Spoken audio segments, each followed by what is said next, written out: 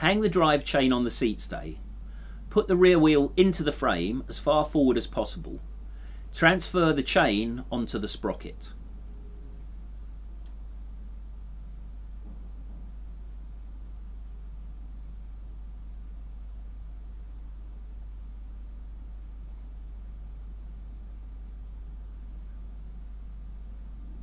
Once the rear wheel is in the frame and the chain is running on the cogwheels, set yourself behind the bike with your head on the centre line.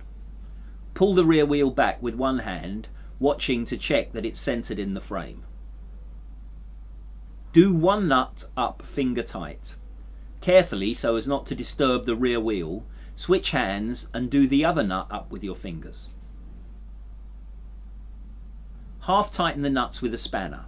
It's usually a 15mm.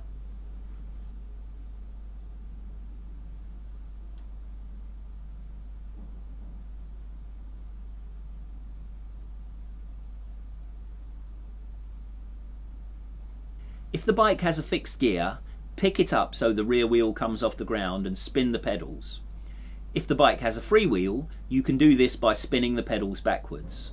The chain needs to be as tight as possible without creating friction that will waste energy and wear the chain and cogs prematurely.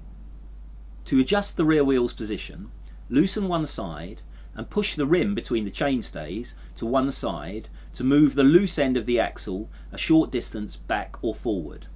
Retighten the nut. Loosen the other side and ease the rim in the other direction so the rear wheel is once again straight in the frame.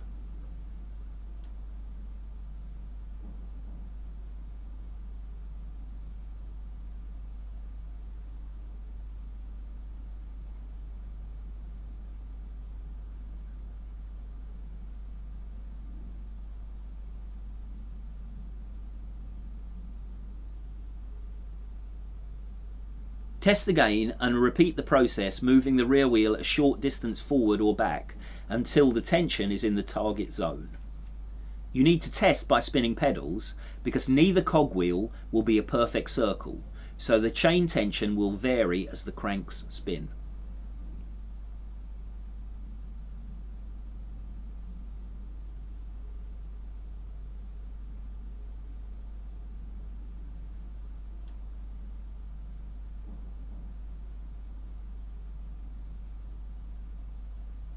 Once the chain tension is acceptable, tighten both nuts fully.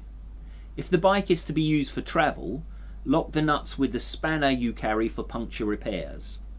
If you use a long spanner in the workshop, the nuts may be harder to undo with your carry-along spanner.